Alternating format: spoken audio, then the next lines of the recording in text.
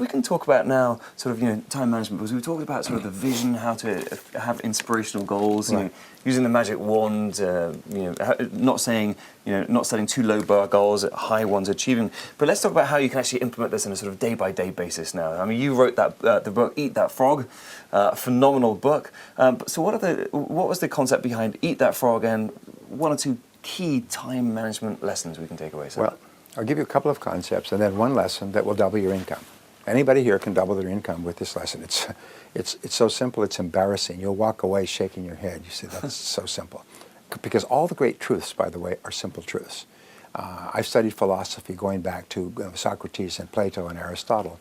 All the great truths ever discovered are simple and easy to apply. They are not deep or complex. If it's complex, it may not be true. Okay, so what we know is that all of time management, and my books have sold millions of copies in 38 languages. I'm probably the best time management author, best-selling time management author in the world. And I don't even consider myself to be a specialist. But what I did is I began learning from the experts. I read every book. I took every course. I traveled around the country and sat in on seminars. I bought every time management system and used them so I understood how they worked. And then I put it all together into systems. And I have Eat That Frog is a short book. It's available down the street here.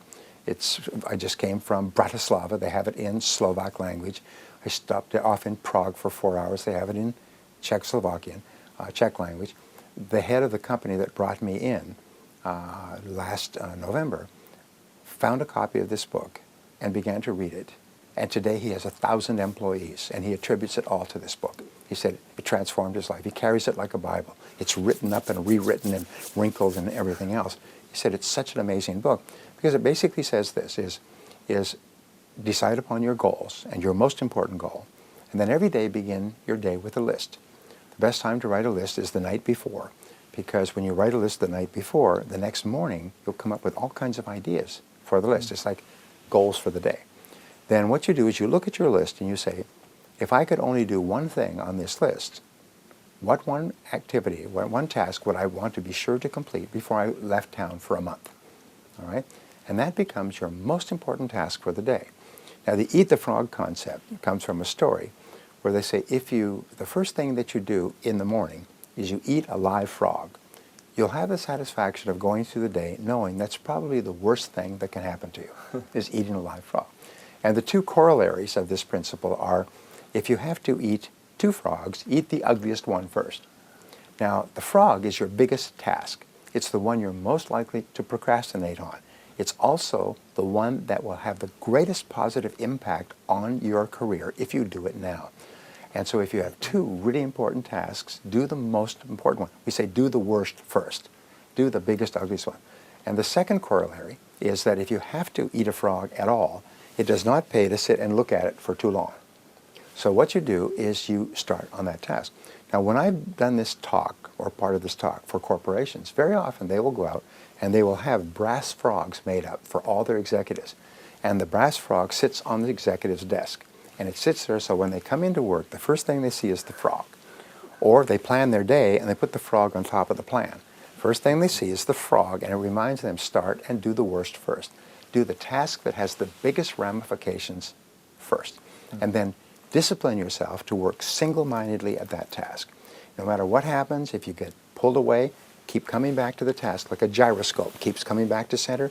Keep on that task because you've now decided that everything else is a relative waste of time except this task. It doesn't mean they're a waste of time, but relative or in comparison with this task, everything else is secondary or worse. If you can do that and develop the habit of doing that, you will double your productivity the first day, and it will just continue to increase for the rest of your career.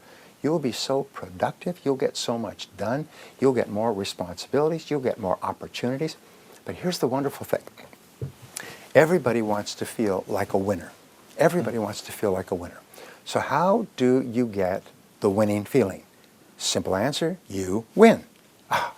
Okay, how do you win? Well, you cross the finish line first. Now, fortunately, in life, what successful people do, and I learned this after many years, it's so important, is they set up finish lines for themselves that they can cross. And so, if you complete a task of any value, it's like winning a little bit, and you feel like a winner. You start, you work, you complete the task. Even if all you do is wash your car and clean out the inside, you stand back, you feel happy. Because whenever you win, your brain releases endorphins. And endorphins are called nature's happy drug. And they make you feel happy. And your self-esteem goes up. And your self-confidence goes up. And you feel happier and more personable. You're actually a more charming person, believe it or not. When you set up a task and you complete it, you feel like a winner. Your endorphins go up. Your self-esteem improves. Your self-confidence goes up. Now, if you have a list of tasks to do and you choose to do your most important task and you complete it, you get a rush. It's called an endorphin rush, like that, and your brain releases endorphins which flood your system and make you actually feel exhilarated. You almost laugh out loud. You're happy. Your heart rate goes up. You're smiling. Sometimes you will stay and will work late at night to complete a task, and you get it done at 2 or 3 in the morning, and you finish it. And even though you should be exhausted, you're happy. You can't sleep. You're walking around. You watch television. Because you feel great. So what do winners do? Is they recreate this feeling over and over until it becomes a positive addiction. Now, positive addiction is a very interesting subject. You can get a negative addiction to an illegal drug, or you can develop a positive addiction to endorphins. And positive addictions are fed by setting and completing important tasks, tasks that have an important role in your life. People say, well, don't you lose your spontaneity if you're always working on top tasks? No, you're happy all the time, and you are respected and esteemed by the people around you, and you feel proud, and you have a positive self-image, and people like you, and you earn more money. What's to complain about that? So therefore, it's a very simple thing, and that's why the book transforms people's lives. It takes them from rags to riches. Make a list, identify your most important task, start on that, and stay with it until it's done. Now, I said I would give you a formula. I'll give my friends a formula here. I call it the AB formula. And the AB formula says simply this. If all the work you have to do, there are 2 types of tasks.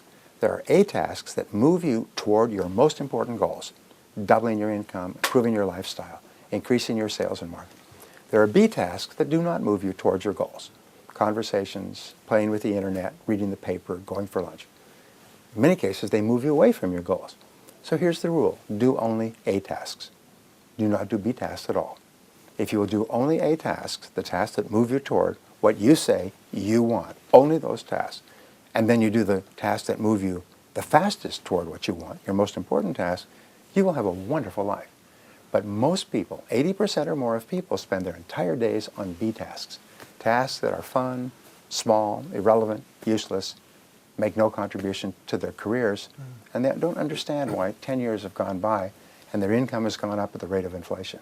Whereas the people who've been working on A tasks, their income goes up and up and up. People eagerly pay them more money because they are so valuable to the company.